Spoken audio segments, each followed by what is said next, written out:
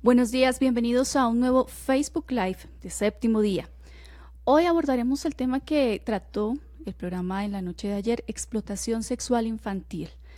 No solo abordaremos el tema del experimento social que hicieron en el programa, sino también por qué se da este tipo de abuso contra los menores de edad. Y para eso hemos invitado a Wilfredo Grajales, director de IDRIPON, Instituto Distrital para la Protección de la Niñez y la Juventud. Estoy bien. Muy bien. Wilfredo, muchísimas gracias. Y queremos empezar, ustedes pueden participar enviando sus opiniones a través de la etiqueta ¿Usted qué haría? Y pueden conectarse en este Facebook Live a través de la cuenta de Noticias Caracol y de Séptimo Día. Y queremos preguntarle por qué un padre, una madre, un familiar somete a un niño a este tipo de explotación.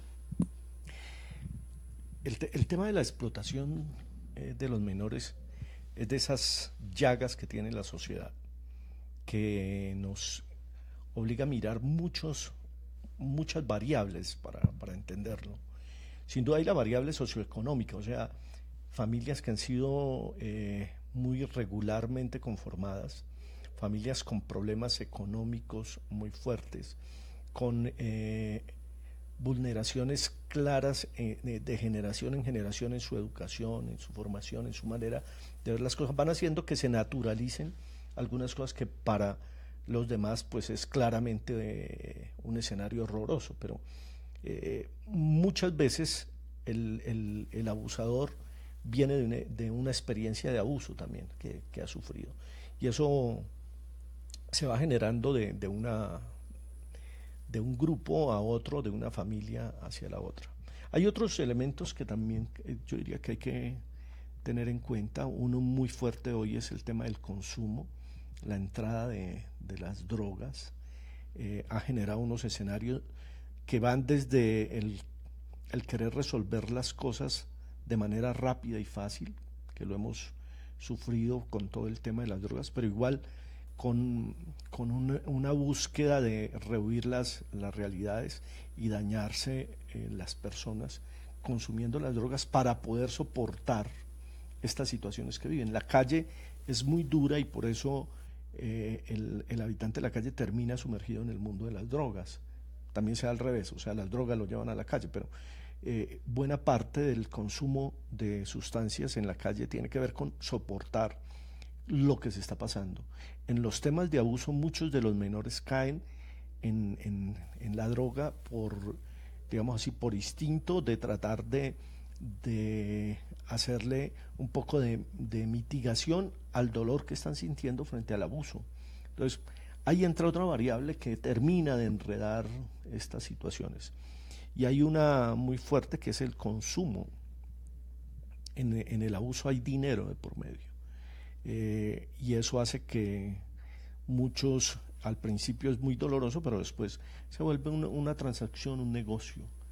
Y en el negocio tanto de los que abusan como del abusado, que también ve beneficios, ¿no? El fenómeno de calle tiene esa cara fea que vemos en el andén tirado, pero también tiene una cara, yo digo que peor de horrorosa, que es la que está detrás de los muros, donde hay niños bien vestidos, limpios, pero dañados en toda su integridad. Y esa es una cara muchísimo más horrorosa porque la podemos camuflar, la podemos tapar, pero ahí está un daño gravísimo a la sociedad. Cada ser humano que estamos dañando es parte de ese tejido vivo que somos como sociedad y que a veces no somos conscientes o lo tapamos o creemos que porque no nos toca a nosotros, porque no es mi hermano, no es mi familiar, no soy yo, como que yo puedo, en esa figura que usamos siempre del avestruz, ¿no? Meter la cabeza en la tierra y creer que porque estamos tapándonos la cabeza no está pasando ninguna cosa. Ese es un tema horroroso que hay que destapar y que hay que mirar de frente. Esa era una de las cosas que quería preguntarle. Ayer una de las víctimas comentaba que ella había sido, o sea, que la mamá no solo la obligaba a vender su cuerpo, sino que además la obligaba a drogarse. Los niños hay niños que, bueno, usted está comentando, buscan esa alternativa como para evadir la realidad, pero otros también son obligados a llegar a ese mundo también por su familia. Mira un caso que uno lo ve, la explotación de los niños en el pedir limosna. Una mamá, un señor que sale con un niño todo el día a pedir plata, pero lleva al niño para que lo muestre. Casi siempre tienden a tenerlo dormido, porque es que un niño despierto, un niño, ¿qué es lo que hay detrás de eso? Un niño al que están drogando, y lo están drogando para que pueda resistir esa jornada con un mayor que lo está usando. Entonces drogan al niño. Casi siempre son niños que toda la jornada la pasan dormidos en los brazos de quien lo está exponiendo y lo está presentando. A uno no se le hace grave porque lo ve durmiendo, pero el daño que se le está haciendo a ese menor y cómo lo van a seguir usando, hoy lo están usando dormido para pedir, ¿cierto? Pero mañana él lo volvieron adicto y la cadena del abuso y la cadena del daño se desata y ya no tiene límites. De ahí para allá, la lamentable creatividad que tenemos los seres humanos para crear mal se desata. Y es realmente, yo no voy a decir escandaloso, pero muy doloroso ver a todas las cosas que someten a los niños en este escenario de volverlos viciosos y abusar de ellos. Pues es algo que pues a mí me sorprende personalmente, nunca lo había escuchado. ¿Desde qué edad son los niños sometidos a estos vejámenes? Puede ser desde que nacen, no tienen más o menos un rango de edad en la que son sometidos a este tipo de abusos. En una experiencia de abuso sirve cualquier niño, ¿no? Y depende de la edad para qué se usan. Los más chiquitos normalmente se usan para desatar lástima, solidaridad. Entonces usted los ve en los brazos del que está pidiendo o caminando con ellos y mostrando y haciendo sentir lástima alrededor de un niño que siempre va a suscitar en quien lo ve, pues por lo menos ganas de ser solidario con esa situación. Y ahí ya hay un abuso del menor, ahí ya empezamos y hay que ser claro con eso. No podemos ser una sociedad que alcahuetea, que mira con indiferencia a un niño que está siendo presentado como elemento para suscitar alguna cosa para usufructo, ¿cierto? Lo están abusando del menor. Ya el abuso sexual depende de la aberración y hay casos aberrantes de niños muy pequeños que vienen siendo abusados, pero obviamente las mejores edades empiezan como desde 7, 8 años, que ya los empiezan a comercializar en las distintas maneras de explotación sexual. Los adolescentes ya, por obvias razones, por todo su desarrollo, su cambio físico, ya empiezan a entrar en un escenario, digamos así, ampliamente manejado para el abuso, ¿no? Sobre todo las niñas y los niños de ese grupo poblacional que podemos decir que la comunidad LGTBI, en esas edades son terriblemente abusados. O sea, en la preadolescencia, la adolescencia son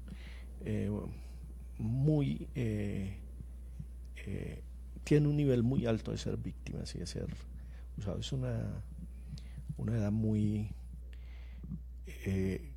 clara para encontrar ciertas cosas que apoyan el que haya un abuso más grande de ellos.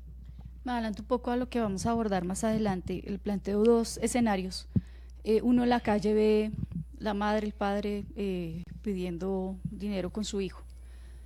Hay dos escenarios. Uno, la persona que dice, yo no le doy plata porque es que con eso estoy fomentando que sigan explotando al niño. No sé qué. Y las personas que dicen, venga, yo le ayudo porque le doy un mercadito o algo a la persona. Y otro, incluso que hay personas que incluso llegan a ofrecerle trabajo a esos padres y dicen, venga, ¿por qué no trabaja? Y yo le ayudo para que consiga un trabajo y no tenga que estar pidiendo limosna. Y los padres que están en los semáforos se molestan y terminan insultando a la persona que quiere ofrecerle un trabajo para que no siga exponiendo a sus hijos así en la calle. están esos tres escenarios. A mí no, digamos así, no me parece que los escenarios son de blanco y negro, ¿no? O sea, como o dar o no dar o participar. La solidaridad es un sentimiento que deberíamos tener todos los ciudadanos. Yo siempre invitaré a que haya actos de solidaridad. A ver, yo lo refiero casi siempre así de manera muy plástica. Digo que hace años, cuando no éramos tan ciudades, el urbanismo no estaba tan fuerte, éramos más pueblos. En los pueblos siempre habían personas necesitadas, o sea, había, perdón la expresión que voy a decir, pero estaba el bobo del pueblo, ¿sí? Y el bobo del pueblo todo el mundo lo conocía. El bobo del pueblo era mantenido por el pueblo, porque el pueblo sabía que él no podía subsistir, entonces él desayunaba en un sitio, almorzaba en el otro, comía en el otro y comía bien, porque el pueblo era solidario con él, lo vestían, tenía donde bañarse, donde dormir, entonces había una solidaridad para sostener, porque todo el mundo sabía quién era el bobo del pueblo y lo conocía, y todo pueblo tenía su bobo, tenía su... A ver, me salgo de la expresión porque puede ser ofensiva, pero es esa persona que necesita solidaridad a la que nos estamos refiriendo. El contexto cambia cuando es ciudad. Cuando es ciudad, uno ya no sabe quién es el que le está pidiendo. Entonces, ahí es donde aparece el blanco y negro. O otros que le dicen, no vaya a dar, ¿no? Yo lo que siempre he dicho es, el escenario es más complicado, es un escenario más complejo, que debe ser atendido de manera también más compleja. Debemos organizarnos para ser solidarios. O sea, en la ciudad no se trata de que yo me meta yo solito a resolver y entonces yo soy el que doy, yo soy el que traigo, me echo encima a una persona que no la conozco y empiezo a decirle, venga, yo le voy a dar, yo le voy a sostener, para después empezar a manejar situaciones del tipo, usted está atendiendo a ese, pero ese realmente no necesita, esa persona, digamos así, lo que tiene es un negocio, esas cosas que, digamos, que el ciudadano de base oye, se las cuentan, pero él no está, ni tiene la competencia, ni está en la posibilidad de resolver si eso es cierto o no es cierto. Hay que organizarse y hay que mirar cómo, voy a decir, los grupos religiosos, las parroquias, las iglesias se organizan, grupos sociales, las empresas, la gente que tiene intereses en estos campos se organiza, ahí entra ya la profesionalidad, el trabajo social, seguir a la persona y ser solidario, pero al mismo tiempo hacer que esa solidaridad sea responsable, o sea, que ayudemos, servamos. Sí, un mercado ayuda muchísimo, oírlos, atenderlos, pero no puede ser solamente de buenas intenciones, de buena voluntad, porque la ciudad es muy compleja y la problemática que se maneja es muy compleja, entonces necesita esa organización, que nos organicemos, y yo sí creo que los ciudadanos responsablemente tenemos que plantearnos, yo participo, esta problemática me tiene que hacer que yo tome decisiones de organizarme de manera más clara. Hay muchos ejemplos en la sociedad, por ejemplo, por citar uno, todos los animalistas, a uno le llega y tiene mucha sensibilidad con los animales, uno no anda recogiendo perritos por ahí solo, uno se mete en un grupo animalista, hay una fundación, hay gente y eso se vuelve una cadena, hay un perrito y ahí mismo todo el mundo empieza a llamar, a tomarle la foto, a decir no sé qué, y resultan siendo estrategias muy efectivas. Estoy poniendo una, pero igual mire las tragedias que nosotros vivimos ahí mismo, todos los ciudadanos empezamos a organizarnos. ¿Qué tal todos viajando ahora hacia los sitios de tragedia con el mercadito que yo quiero ya? No, todos nos organizamos. Igual debería ser en lo social, organizarnos y hacer que esos escenarios sean manejados por profesionales. O sea, que de manera profesional, para que la intervención realmente sirva y apoye y resuelva el problema y no sea parte de echarle combustible a una situación que se empeora si no la sabemos intervenir. Eso es algo como en la salud, los remedios que uno se automedica, ¿no? Entonces tómese esta pastilla, jálele a esta cosa, no vaya donde el profesional, ¿sí? Vaya donde el médico, puede ser que le diga que se tome la misma pastilla, pero él profesionalmente le mide y sabe hasta dónde usted está en la situación y hasta dónde eso le va a servir y usted se termina curando. A veces automedicando lo que nos hacemos más daño. La automedicación social es bien grave, o sea, que nosotros creamos que resolvemos los problemas porque no nos tomamos esta pastillita, hacemos esto socialmente, genera más problemas. O sea, que esa frase de una persona puede cambiar el mundo no es tan así, digamos, en este tipo de Una casos. persona que se organice, ¿sí? Una persona cambia el mundo, sin duda. Porque es que la organización no es una cosa etérea, es una persona que decidió organizar y que llama a los otros. ¿Sí? Los grandes cambios que hacemos, los hacemos de manera organizada en la parte urbana, yo diría que en general en el mundo, ¿no? Para cambiar uno, se tiene que cambiar uno mismo, pero uno mismo es agarrándose claramente de lo que a mí me mueve para ser solidario, por ejemplo. Quitarnos ese pesimismo que a veces cunde entre nosotros, ¿no? Yo no puedo hacer nada, eso para qué, la gente no se lo merece. Bueno, nos animamos en una serie de pesimismos. Eso yo lo tengo que aclarar, focalizar, entender y hacerlo una acción muy propositiva socialmente. O sea, me organizo, tengo que hacer algo, pero no es salir yo solo. Si no tengo que hacer algo es muestre dónde es que yo voy a hacer ese algo. Quizás el primer trabajo que tenemos que hacer en lo social es desarrollar más las asociaciones, las agrupaciones de voluntariado, por ejemplo, las asociaciones, las instituciones que se dedican a servirle a la gente para participar de manera estructurada, clara en la solución y no ser parte del problema, ¿no? Te doy un ejemplo. El año pasado, con la intervención del Bronx, que todos la conocimos en Bogotá, buena parte de los problemas que se tuvo durante el tiempo de emergencia grande del Bronx eran los ciudadanos espontáneos que salían a decir están pasando hambre, yo les voy a llevar una comida. Ahí empezó el problema de les cayó mal la comida, es que los están envenenando, y empieza una serie de cosas que termina siendo más una amenaza, esa iniciativa individual, particular, de decir, venga, deben tener hambre, yo les llevo de comer, en una cosa elemental.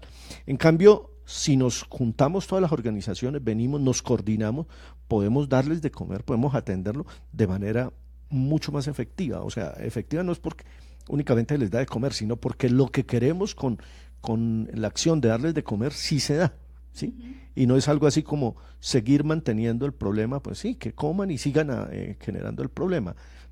Creo que todos tenemos claro que la situación de calle que daña al ser humano es algo que deberíamos tratar de solucionar y deberíamos, o sea, la gente de la calle la deberíamos sacar o dignificar ahí, si se quieren quedar ahí, dignificarlo, y ese sí es el objetivo que perseguimos. Bueno, ya nos están empezando a llegar las preguntas a través de nuestro Facebook y nos pregunta Jason Arevalo, cuando un menor trabaja, ¿se llama explotación o ayuda para la casa? Ese es un largo camino que hemos hecho y hace parte de la radicalidad hoy en la desnaturalización del delito. Hasta finales del siglo pasado, la Organización Internacional del Trabajo llamaba la prostitución infantil, la llamaba una de las peores formas de trabajo infantil. Terminamos el siglo dando un paso muy importante y fue decir, eso no es trabajo infantil, eso es explotación, ahí no hay trabajo. En un menor no hay prostitución, no hay el tema del trabajo, ahí es abuso, explotación de ellos, y eso lo tenemos que tener claro, ¿sí? O sea, un menor no está trabajando, no debería estar trabajando. Ninguna sociedad sana puede plantear que eso sea trabajo en un menor. Ya cuando la persona es mayor y decide, digamos, en su autonomía, en su adultez, con toda la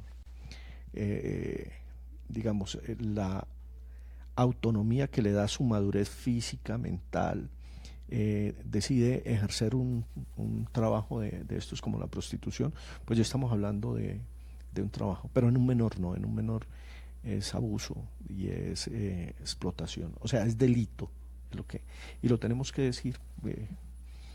Yo diría que es los objetivos que tenemos, y yo aplaudo esta serie de reflexiones, estos programas, porque generan esa discusión.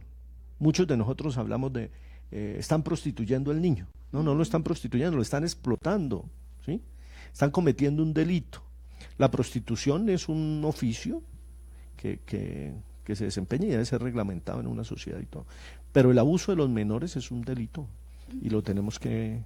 Solamente si lo entendemos así, lo empezamos a desnaturalizar y empezamos a ver la gravedad de unas situaciones que durante muchísimos años hemos visto como una de las peores formas, ¿sí? Pero la secundamos y decimos sí, menos mal no estoy yo ahí metido, menos mal mis hijos no están en eso, y nos quedamos callados.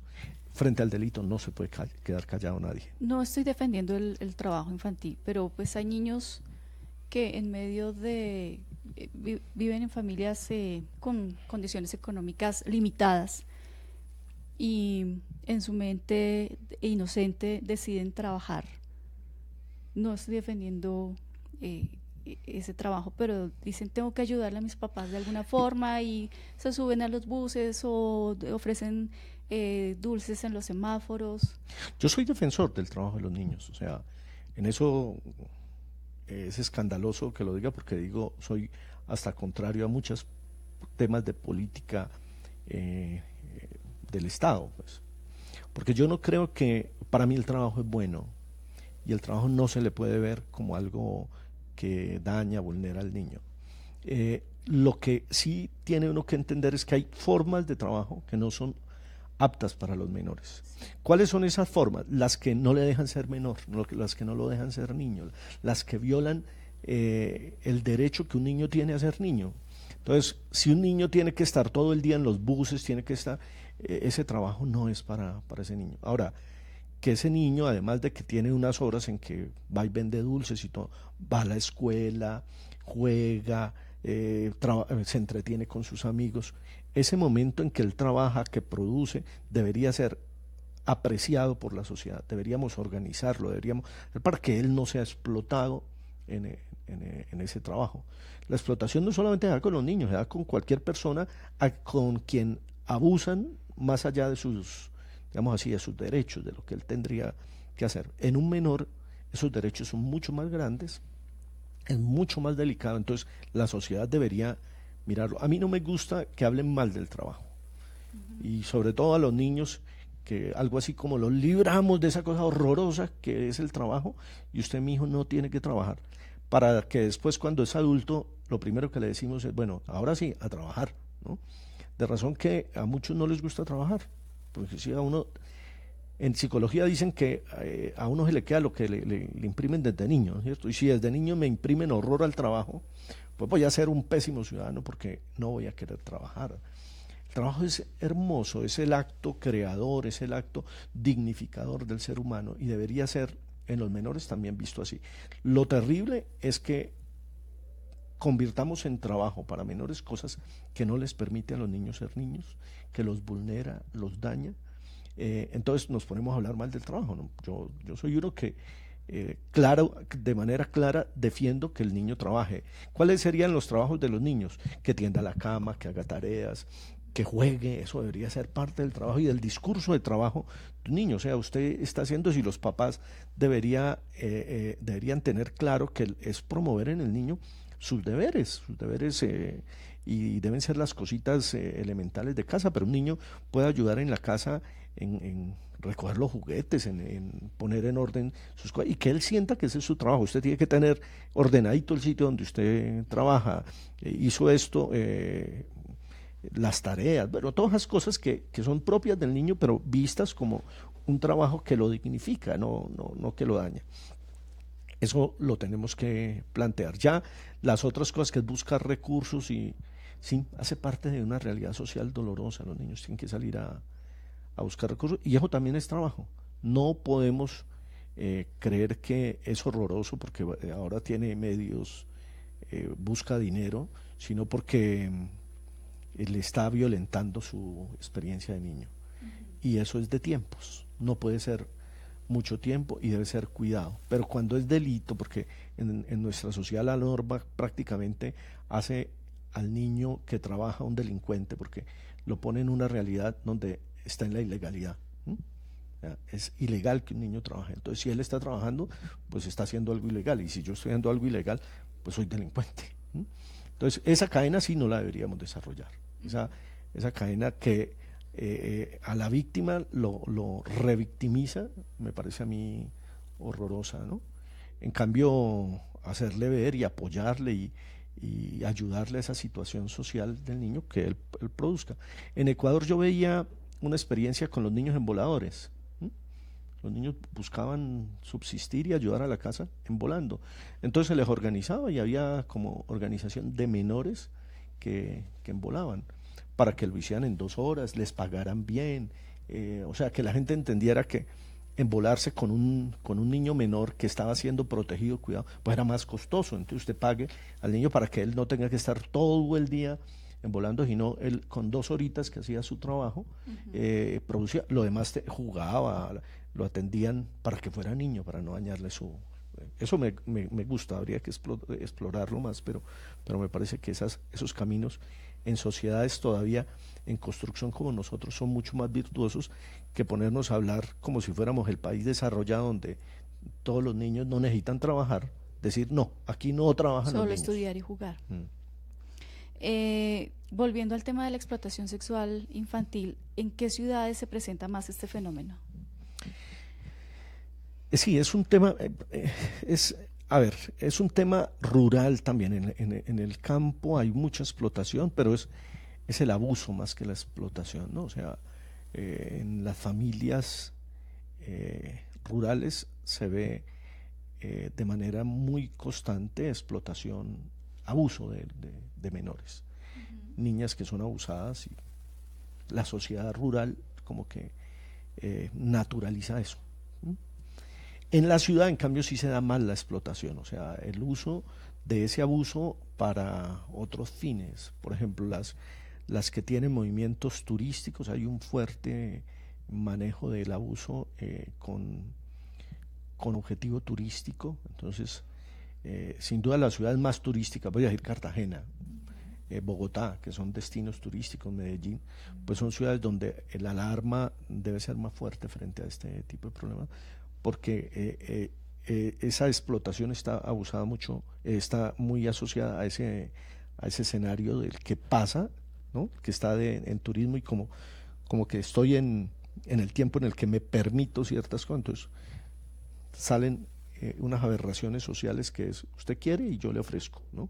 Y de paso exploto al menor. Entonces está muy atada a eso, y después está atada a redes que tienen que ver también con prostitución, pornografía.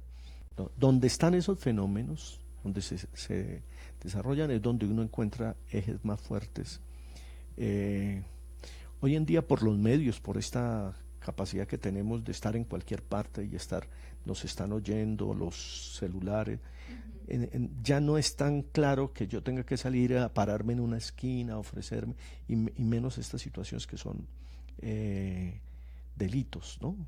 Entonces se hace a través de las redes, los muchachos y todos los ofrecen a través de redes sociales, lo que nos habla de que el espacio de ubicación del fenómeno se complejiza, o sea, puede estar en cualquier parte y puede ser. Creo que no hacemos bien o nos sentimos amenazados cuando uno dice Bogotá tiene están hablando mal de Bogotá. No, hay que mirarlo, pero no es un tema que se pueda focalizar. Cada uno cuando abrimos los ojos, ahí donde creíamos que no había, hay. Nos pregunta Catalina Orozco, ¿por qué el abuso y explotación casi siempre viene por parte de padres o familia muy cercana? Sí, el abuso es algo que nace en la confianza. A ver, ¿quién puede tocar a un menor en principio? Alguien que está cerquita. Entonces, si en una casa hay una realidad, y es que vivimos, voy a decir cosas que no veo, 8 o 10 personas en 2 habitaciones, ¿sí? Pues en el día, durante la jornada, en la noche, hay mucho contacto físico. Entonces yo empiezo poniéndome al lado del menor, empieza el roce, el toque, que todo eso se va naturalizando. ¿Quién lo hace? Pues es que uno no duerme en la cama con un desconocido, duerme con algún familiar, con alguien cercano. Si uno abre un poquito el círculo, pues el vecino también tiene muchas posibilidades, porque el vecino está ahí, se acerca al menor, se gana su confianza, entonces puede acceder a escenarios de confianza en los que es fácil empezar a naturalizar acciones que son de abuso, ¿no? Manoseos, cosas de... No siempre el abuso está directamente planteado en términos de penetración, ¿cierto? Y creo que eso es algo que tenemos que entender para poderlo rechazar de manera más clara. Hay gente que si no hay penetración como que la cosa no era grave, ¿cierto? Y resulta que ahí es donde inicia, y ahí es donde está la gravedad, ¿sí? En ese abuso, en ese violar la intimidad del menor, porque un menor que ha sido manoseado, que ha sido agredido en su cuerpo de manera muy íntima, él se le empiezan a romper cosas que después las va a notar uno cuando está trabajando con ellos ya en escenarios grandes de abusos muy serios. Uno ve que eso inició en esos abusos de los grupos primarios. Por eso el círculo se va abriendo a los otros que son de mucha confianza a un menor, los educadores, los pastores de los temas religiosos, no sacerdotes, pastores. Allí hay mucho línea de abuso, pero no es porque sean pastores o sean profesores o sean médicos o sean el entrenador del equipo, es porque son cercanos, ¿no? Y el abuso nace ahí en esa cercanía. La pregunta ¿por qué? Pues porque están cercanos y el abuso tiene que ver con la cercanía. Alguien a distancia, pues muy difícil que manosee, toque, pues no sé. En la época de las redes sociales puede ser que hablen de eso, pero eso en los menores no es que se pueda sea con alguien que está muy cerca de ellos. ¿Y hay alguna manera de proteger a los menores de ese toqueteo, de ese manoseo, que uno como padre, tío, hermano, no sé, conocido pueda ayudar a los niños a que se puedan proteger para que no lleguen ese tipo de abusos? Sí, hay que prevenirlo, y prevenirlo es hablarlo, es hacer que los niños lo entiendan qué es natural y qué no es natural, ¿sí?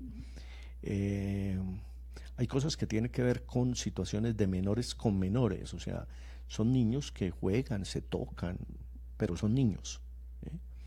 Otra cosa es cuando aparece un adulto haciendo lo mismo que hacen con los niños, y el niño tiene que tener claridad sobre las cosas que están pasando a su alrededor. Eso tiene en los adultos una responsabilidad enorme de primero hacerle entender a los niños, poder hablar con ellos, poder atender las situaciones donde se manifiesta que está pasando algo, ¿no? Cuando se nota al niño los cambios de actitud, por ejemplo, el niño que empieza a enfermarse, a llorar, que empieza a rechazar ciertas cosas, ¿no? Yo no quiero ir a visitar al vecino, por ejemplo, no quiero pasarme por allá, no quiero ir al colegio, no quiero, empieza a dar alertas. Situaciones que tienen que ver con maltrato. Creo que eso lo tenemos que decir, mire, a la base del abuso está el maltrato. Una sociedad donde se permite o se ve como casi que natural el maltrato, ¿no? Y cuando yo hablo de maltrato, hablo de eso, de maltrato, o sea, hablo de lenguaje, se refieren al menor, o hay ambiente vulgar, hay ambiente que es hostil, ¿no? Un padre de familia que habla mal, que insulta al hijo, insulta al hijo, insulta a la esposa, insulta. Ese maltrato, ese ambiente de trato mal, es un buen ambiente para que se empiecen a desarrollar cosas como el abuso, ¿no? Entonces yo empiezo a ver todos los síntomas. En IBIPRON lo que hacemos es eso. Además de atender las víctimas, hacemos un trabajo en territorio, sobre todo tratando de prevenir, enseñar a los niños que vemos en riesgo, donde vemos situaciones de riesgo, donde vemos la presencia de unos adultos con niños, por ejemplo. Los niños que llegan a IDIPRON son explotados en todo sentido, a nivel laboral, a nivel sexual.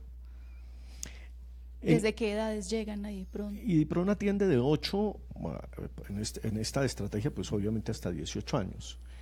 ¿Quiénes llegan a IDIPRON? Pues nosotros tenemos como, digamos así, como criterio de medida abajo. O sea, nosotros decimos que recibimos el que no quiera recibir nadie, ¿no? Pero de ahí para arriba el que llegue. Pero no tenemos criterio para decir si viene en esta situación o en esta, no lo recibimos, no.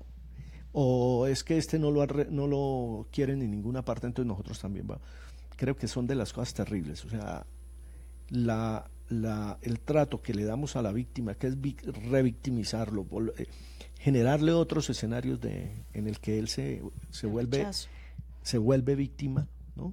Además de la situación, es lo que tenemos que evitar. Y IDIPRON ahí es donde entra a participar. Pues llega un grupo muy variado, ¿no? Pero por nuestra característica siempre preferimos los que han sido más vulnerados, ¿no? Y yo lo tengo que decir, no hemos desarrollado en el país buenas estrategias para el manejo de las víctimas. Pues tenemos la norma, ¿no? Está clara, la norma está clara, pero la estrategia para hacerlo. Tan cierto es eso, porque alguien me puede decir, no, está exagerando, pero pues miremoslo. Es tan cierto que cuando usted va a un escenario donde hay abuso de menores, donde todos sabemos que ahí está pasando algo, y llegan las autoridades, que llegan es a rescatar los niños, llegamos es a salvarlo. Apenas llega la autoridad, los que más corren son los niños. O sea, ellos no vienen hacia uno a decir, y menos mal vinieron a salvarme. Ellos sienten el Estado como el enemigo, como del que hay que salir corriendo. Tiene que ver con que los adultos les dicen, porque los adultos son los primeros que le dicen, váyanse, porque si hay menores, a los adultos les cae peor el problema. Pero es sin duda que los menores, cuando uno está con ellos, sienten que el Estado llega y termina haciendo que la solución sea peor que la enfermedad, ¿no? El niño termina sintiéndose preso, por ejemplo, porque en la protección viene eso, entonces lo llevo a un sitio de protección donde lo encierro, donde él no puede llamar por teléfono, empieza a tener una tutela que no lo deja ser libre, dicen ellos, ¿no? Yo tengo una canción que canto mucho con ellos que dice la palabra libertad, y ellos tienen que decir la libertad. En general, la canción dice ulala, entonces los niños en general siempre la canción la recuerdan como ulala y hablan de ulala, porque los que han sido explotados, lo que me repiten siempre y cuando piden que cantemos es de mi libertad, y cuando dicen mi libertad se les ponen los ojos brillantes de la emoción, porque ellos sienten que en el ejercicio de la protección lo que les vulneraron fue la libertad. O sea, no pueden ser ellos. Eso es digamos, un desafío que tenemos como sociedad, como Estado, que es cómo hacemos para que los niños que están siendo abusados, que están siendo dañados, sientan que lo que estamos haciendo por ellos es bueno y lo sientan en un buen ejercicio de libertad. No que les estamos cerrando la libertad, sino que los estamos ayudando para que de verdad sean libres y puedan ejercer la libertad como una de las condiciones para que el ser humano se desarrolle. Eso lo tenemos que dar, y eso nace en estrategias que son complicaditas, pero muy reales. En IDIPRON sí que lo hacemos. El afecto, por ejemplo, genera libertad. El creer en ellos, el apostarle a estrategia. Uno llega a ciertos sitios donde están los menores y los tienen encerrados, y uno abre la puerta y se le tiran por el hueco que usted deja abierto, ¿no? Lograr que los niños entiendan que, mire, vamos a salir, vamos a irnos a dar una vuelta al centro y todo, y no los voy a llevar encadenados, no los voy a llevar, no, vamos y regresamos, y que ellos puedan ir y volver y vuelvan contentos, y se sientan queridos, acogidos, respetados, que se creen ellos. Son estrategias que nosotros hemos probado de muchísimas maneras, y hoy lo estamos intensificando en los fenómenos de tratamiento del abuso desde la parte de atención de la restitución de derechos que queremos hacer con ellos. Pero Desde ahí, desde el afecto, tenemos el desafío de seguir construyendo un escenario distinto, donde los menores, nosotros esperamos que los niños se pasen la voz y digan, mire, si llegaron los de IDIPRON, frescos, que con ellos no vamos a perder la libertad, frescos que llegó una institución del Estado que nos quiere y que nos respeta y que, o sea, existimos, sí. Existimos, porque el menor cuando lo toma el Estado deja de existir, ya no cuenta él, ya su palabra no vale, ya. No sé si conoces esa historia, el mesero que llega a la mesa a pedir y el niño le pregunta qué quieren y el niño habla y dice yo quiero una hamburguesa y la mamá se desata, no señor, tiene que pedir ¿cómo se llama? Espinacas y una sopa de no sé qué y usted tiene que pedir y la señora se botó con la esta porque que una hamburguesa no sirve. Y cuando la señora se cayó, el mesero volteó a mirar al niño y le dijo, ¿cómo quieres la hamburguesa, papito? ¿La quieres acompañada de no sé qué? Y bueno, y el niño terminó de hablar y cuando se fue el mesero, el niño volteó a mirar a los de la mesa y les dijo, ¿qué les parece? El señor sí sabe que existo. Porque es que ignorar a los niños, ignorar sus situaciones, ignorar sus gustos, lo que ellos quieren, es eliminarlos, es no existir. Un propósito, una estrategia que los deje existir, que los deje ser como son ellos, ¿sí? Que los valore, que los saque, desde ellos saque lo mejor que tienen para hacer. Creo que ese es el desafío que tenemos y lo que nosotros decimos, no sé, nos da alegría, pero decimos lo que estamos haciendo, lo que hacemos y cuando alguien nos pregunta lo invitamos, venga y miren, entre otras para que nos ayuden, ¿cierto? Y a los niños les encanta conocer también a otra gente que está interesada en el tema y propone cosas, ¿no? ¿Por qué no los subimos a la montaña? ¿Por qué no los llevamos al mar? ¿Por qué no les ponemos? Y se proponen cosas. Eso transforma a los menores y ve uno luz en un escenario tan oscuro y que huele tan feo como este del abuso sexual de los menores. ¿Y los niños se recuperan? ¿Hay un porcentaje alto, hay un porcentaje bajo de recuperación de los niños? A ver, tendríamos que decir que es recuperarse, ¿no? Si recuperarse es que uno hace ciertas modificaciones de conducta, yo diría que el porcentaje es muy alto, ¿no? Si recuperarse es que no vuelve a caer, ya el porcentaje disminuye, porque como estos fenómenos no responden solamente al querer de los menores, ¿sí? Sino a un contexto social en el que ellos viven, donde ellos están. Las estrategias nuestras quieren tocar un poco ese escenario, pero hay mucho límite, los recursos, todo para lograr hacer una transformación del entorno familiar, del entorno social donde ellos viven, resolver otros problemas que terminan siendo combustible para que vuelva y se desarrolle el problema, no es tan fácil de resolver. No es que sea fácil resolver el problema de la persona, pero nosotros hemos visto que logramos construir unos escenarios de solución de la parte personal muy altos, solo que apenas lo dejamos volver al ambiente donde él se mueve, no siempre lo que le damos les da tantas fortalezas como para resistir lo que van a vivir ahí. Entonces vuelven a caer.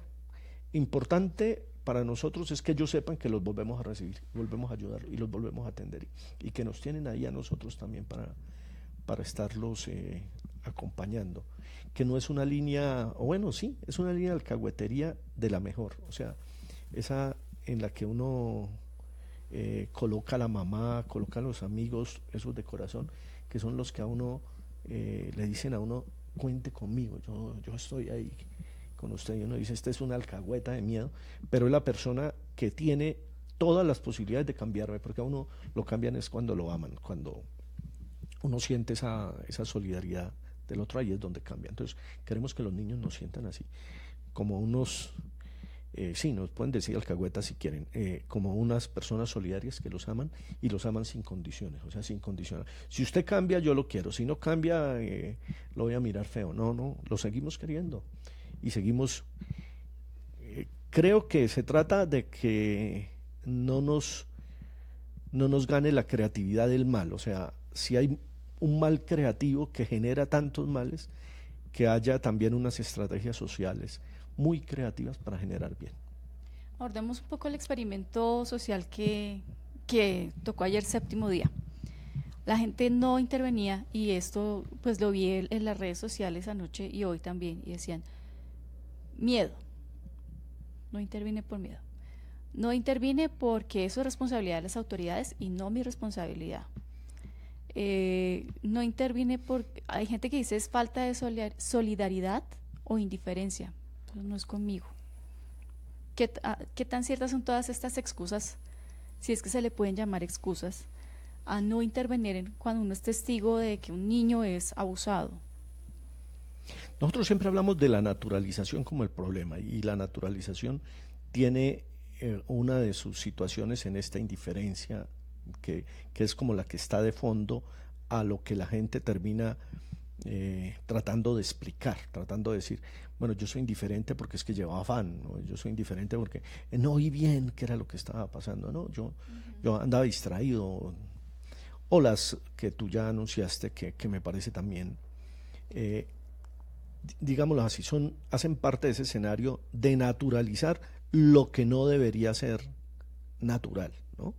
Donde deberían desatarse alertas y donde la sociedad debería estar construyendo los caminos de prevención que haga que uno pueda decir que puede pasar esto, puede pasar. O sea, uno no puede exterminar el mal, tendríamos que acabar con los seres humanos porque nosotros podemos en cualquier momento obrar mal. Lo que sí tenemos es que prever que cuando alguno de nosotros hace algo mal o va a hacer mal, la sociedad sabe cómo actuar y sabe hacer las intervenciones. Eso hay que educarlo, eso es de formación. Cosas que amenazan esto, una sociedad violenta, donde la violencia... Es que nosotros hasta para hacer la paz somos violentos, ¿no? O sea, hasta para hablar de paz nos polarizamos y salimos a... naturalizamos el matoneo, el bullying que dicen entre los niños. Nos burlamos o sea, somos felices burlándonos de otros. Basta ver las redes sociales y ver todo lo que escribimos, los comentarios que pone la gente, cómo nos dirigimos unos a otros. Ese clima agresivo, ese clima violento, obviamente es un buen caldo para uno decir, yo mejor no digo nada, porque es que si digo, usted viera todo lo que me van a decir, ¿no? Yo no me meto, porque es que si me meto, usted viera los peligros que uno corre, me van a pegar, yo voy a resultar metido en un problema que no es mío. Termino yo yendo a la policía. Además me van a quitar tiempo, me van a poner... Entramos en una dinámica de justificación de una actitud pasiva social que siempre daña las cosas, ¿no? Uno dice, un papá que no interviene en la crianza de sus hijos, pues es responsable. Él puede decir, no, mis hijos, no, es que como los muchachos hoy le ganan a uno, o sea, hoy nacen tan inteligentes y hoy son tan vivos estos muchachos, entonces yo no intervengo. Saben más que uno, y entonces me hago atrás. Seguramente voy a ser un papá que viendo a mi hijo cómo se le dañó la vida, tengo que reconocer mi responsabilidad por no haber intervenido. Páselo a lo social. Una sociedad que se está yendo por el barranco tiene que tener ciudadanos que reconozcan que esto va así de mal porque justamente yo no he intervenido. He buscado excusas, más ciertas, menos ciertas. Uno no puede decir que intervenga y que no le va a pasar nada. Puede ser que le pase, pero no le puedo decir a un papá, no intervenga porque es que su hijo, él tiene un temperamento. No, intervenga usted, el papá. Y yo no puedo decir en una sociedad, es que el vecino es muy bravo, de pronto me echa bala, no intervenga. Ahora, tome medidas, hágalo con precaución, pero intervenga, no se quede parado, quieto, mirando para el techo y dándose razones para no intervenir. Dese razones para intervenir y busque caminos para intervenir, conozca las rutas de intervención, diga por dónde podría hacerse. Hoy hay tantas maneras, ¿no? Hoy los celulares que todos llevamos en la mano le permiten a uno en muchas aplicaciones por lo menos dejar constancia de que está pasando algo, ¿no? O en el caso más fácil, ponerle un chat a un amigo y decirle, aquí del frente mío está pasando esto, ¿qué me aconsejan? O alguien por allá que llame y mire, aquí yo tomo una foto, hago alguna cosa, pero Eso, denuncio, no me quedo como pasivo frente a la problemática. Yo, de las preguntas que el programa está haciendo, que es usted qué haría, eh, en mi cabeza yo la volví un poquito más propositiva y yo decía, ojalá de toda esta discusión todos saliéramos diciendo qué voy a hacer, ¿no? O sea, la pregunta yo me la hacía es, ¿usted qué hará frente a esto? O sea, ¿qué es lo que va a hacer? ¿No? No hipotéticamente qué haría, no, sino qué es lo que va a hacer realmente. ¿Ya? Nosotros que estamos siguiendo toda esta discusión sobre el abuso, ¿qué vamos a hacer? Y como sociedad, ¿qué nos vamos a comprometer? Mire, esto es de pasitos pequeños y ahí no nos podemos decir, pero es que yo puedo hacer poquitico. Hágase poquitico, que es mucho frente a este problema. ¿Mm? Hágase poquitico en su casa, en el barrio, con la familia. Haga una vida que se salva, un acto de prevención que podemos hacer. Va a tener una repercusión, esto sí es el efecto mariposa, va a tener una repercusión enorme en el futuro de la sociedad. Lo mismo al contrario, lo que no hacemos va a dañarnos en el futuro muchísimo, porque esos seres humanos están ahí dañados. la gente decía en redes que el experimento social no había funcionado tan bien porque lo habían hecho en Bogotá, que si se hubiera hecho en otras ciudades, no sé, como Barranquilla, allá la gente sí reacciona, la gente sí se mete y dice qué le pasa y defiende al niño y bueno, llevan a la mamá a la policía, o eso comentaba la gente en redes. ¿Sí influye de una ciudad a otra el tipo de reacción hacia ese tipo de casos? Sí, puede ser, o sea, eh, los escenarios son todos distintos, sí, pero habría que medirlo. Tal vez el llamado es a decir, eh, sería bueno hacer el mismo ejercicio en otras ciudades, hacerlo para verlo. A mí a veces me suena que lo que estamos tratando de excusar, ¿no? Creo que eso sí no deberíamos caer en eso. Pero sin duda hay sociedades donde se naturalizan más unas cosas que otras. Hay sociedades donde se interviene más, donde la gente habla más, se mete más. Hay dinámicas de la ciudad que son más fuertes en ciertos escenarios. Bogotá es un buen ejemplo de metrópoli. Uno en la ciudad pequeña, uno sabe quiénes son los vecinos, uno más o menos conoce con quiénes está.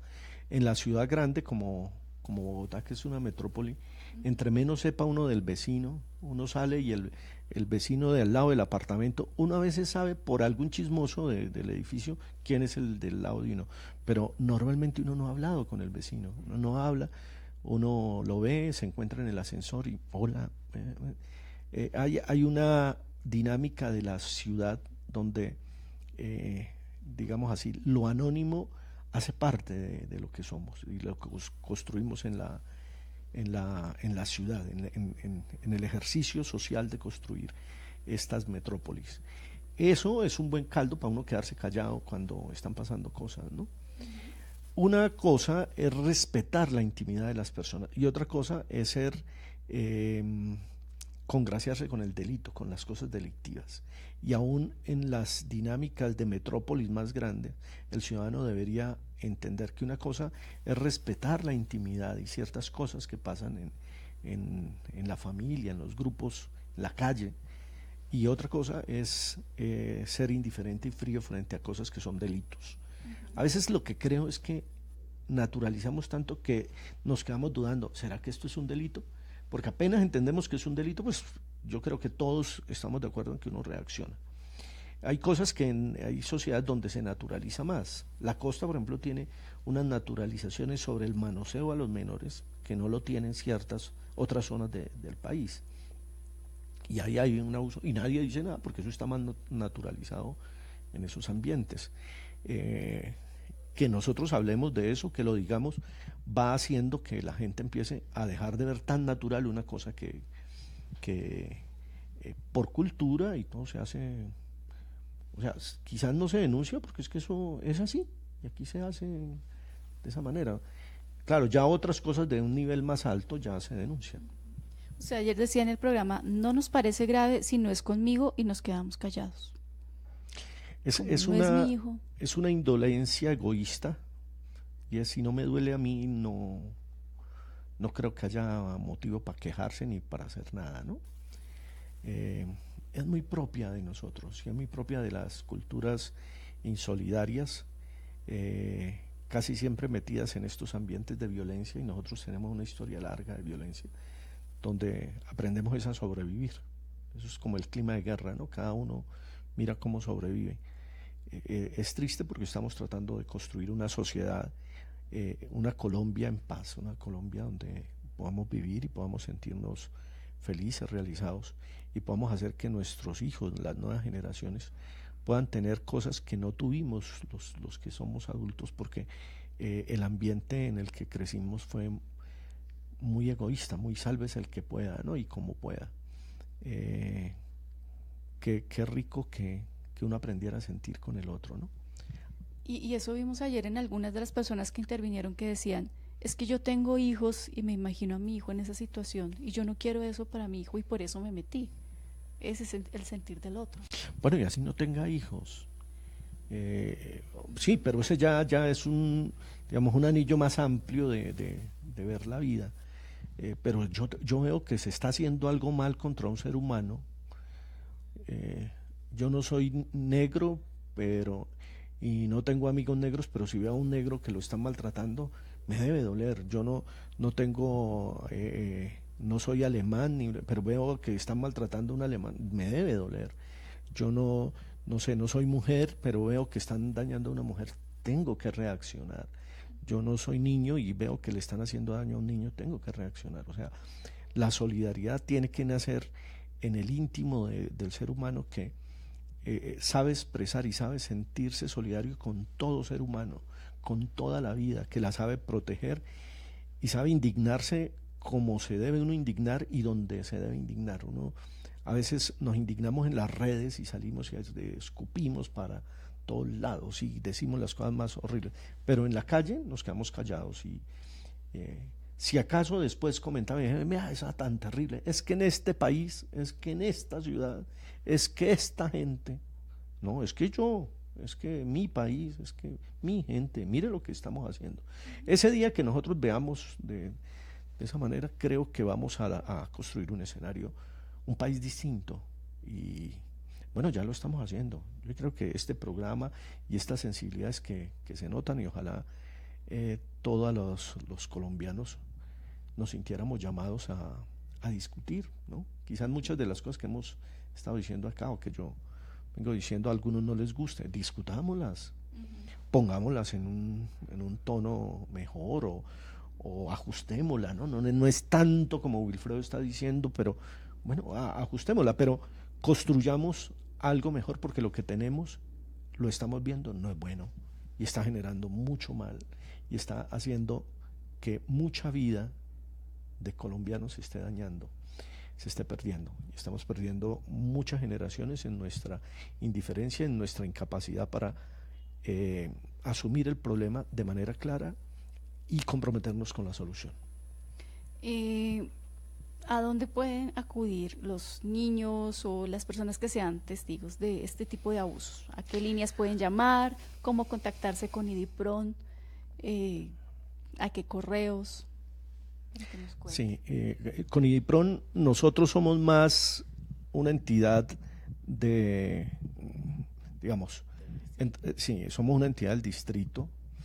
Con el alcalde Peñalosa, al hablar de este tema, estamos diciendo cómo el distrito y uno de las líneas que él propone para la ciudad es que podamos decir, primero, que no hay menores en la calle, y segundo, que hemos avanzado mucho en la prevención y en la atención de esta problemática, y eso es lo que queremos hacer en IDIPRON.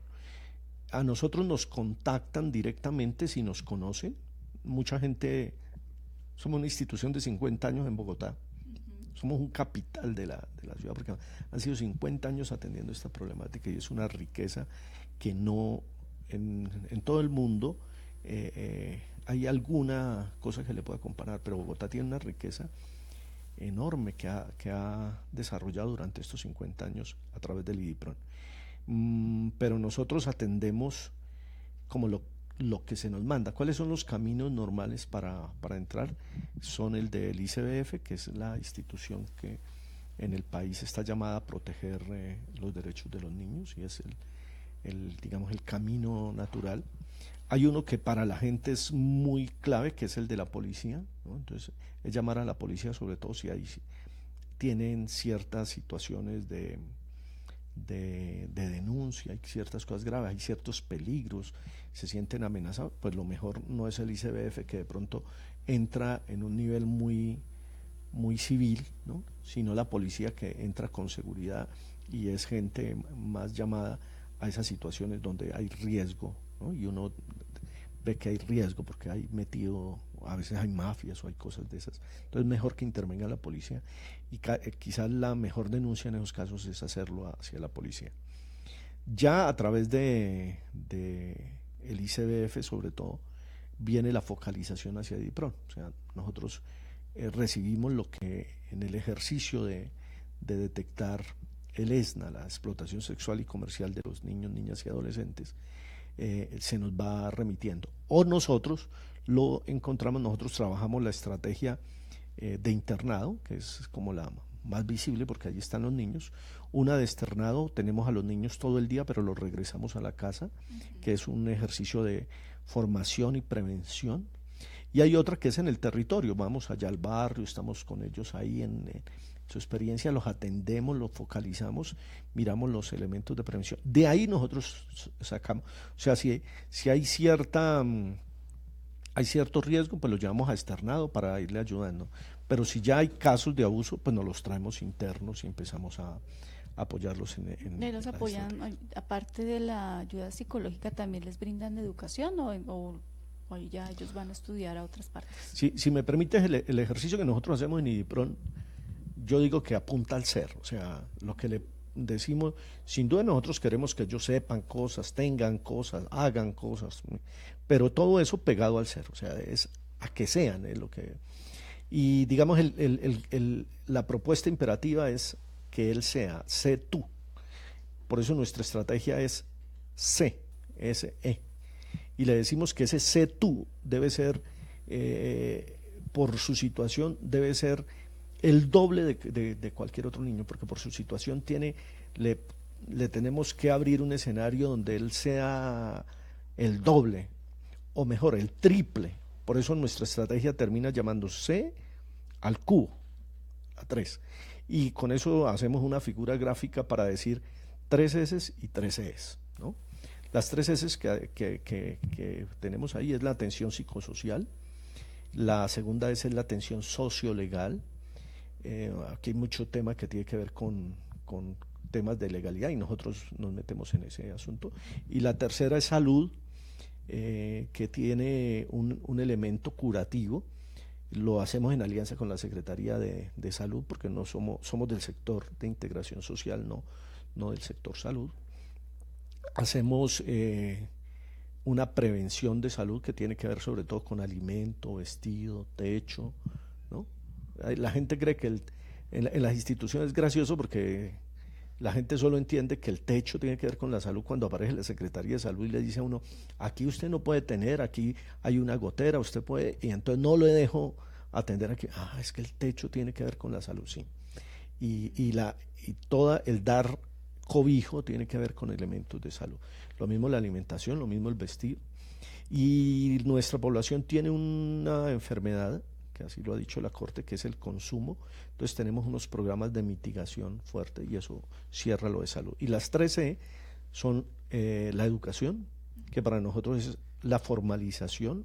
Los muchachos con estas problemáticas normalmente han sido, no se han adaptado al sistema formal, normal, han abandonado el sistema, no quieren. Entonces, IDIPRON les ayuda a través de su colegio a integrarse, a validar sus cursos, a volverse a poner al día y volverse a insertar al sistema o terminar el proceso con IDIPRON. Lo mismo la formación para el trabajo, creemos que es una de las estrategias más fuertes en aras de futuro, que ellos tengan habilidades para sobrevivir, entonces se les forma para el trabajo. Y hay un tercer elemento de formación, que es la formación a la ciudadanía. Al habitante de calle lo llaman de una manera chévere, lo llaman ciudadano habitante de calle. Yo digo que habita la calle, eso no, y que vive dinámicas de la habitancia en calle, eso no hay duda. Lo que es el desafío es que sea ciudadano, entonces lo formamos en ciudadanía y creemos que el habitante de calle lo que tenemos que enseñarles a que sea ciudadano. El código de policía dice que usted es mal ciudadano si usted pone la música a todo volumen después de ciertas horas, si usted no recoge lo que hizo el perro en la calle. Mire que nosotros sabemos que un buen ciudadano no debe ser fastidioso para los demás en la calle. Y eso, el habitante de calle puede habitar la calle, pero no siendo un mal ciudadano en la calle. Y eso no es gratis y no es fácil, hay que educar en eso. Y ese es un desafío educativo que tiene IDIPRON. El segundo elemento apunta al espíritu del ser humano, entonces la espiritualidad, que para nosotros tiene que ver con todo lo que es arte, la música, el teatro. Para nosotros es muy importante la pintura. Había un muchacho que salió del Bronx que no lo logramos focalizar en ninguna cosa, muy extraño, no le pegaba nada, hasta que apareció la pintura. Cuando apareció la pintura lo vimos transformarse, lo vimos emocionarse, ver en lo que hacía en la pintura su vida, y empezamos a ver que se desatan muchísimas cosas. Lo espiritual para nosotros es muy importante. Indudablemente no es lo religioso en el sentido en que es una religión, pero lo religioso también hace parte de ese proceso, y hay gente que necesita fortalecerse de lo espiritual. ¿Es de esta religión o es de aquella o es de la de más allá? No nos interesa, ayudamos los procesos de crecimiento del espíritu del ser humano. Entonces, la atención a lo espiritual también Y la tercera es el emprender. Creemos que hay que no solamente formar al trabajo, sino apoyar los emprendimientos, o sea, apoyar a la gente que produce recursos para subsistir. Quien no logra generar recursos vuelve a caer necesita tener recursos. Hoy, yo lo repito siempre, digo que la modernidad era pienso, luego existo, y estamos muy centrados en la razón y en los temas de lógica. Esta posmodernidad parece que es trabajo, luego existo, o sea, no trabajo y desaparezco. El habitante de calle necesita trabajar. Ese es el C al cubo de IDIPRON. Eso es lo que nosotros hacemos con los muchachos, ahí en una síntesis muy, muy rápida. Bueno, pues Wilfredo, muchísimas gracias por habernos acompañado en este Facebook Live. Muchas gracias a todos los que nos sintonizaron a través de las cuentas de Noticias Caracol y Séptimo Día en el Facebook. Y recuerden que si quieren revivir el capítulo de anoche pueden hacerlo a través de septimodia.co. Muchas gracias y nos vemos en otra oportunidad. Hasta luego.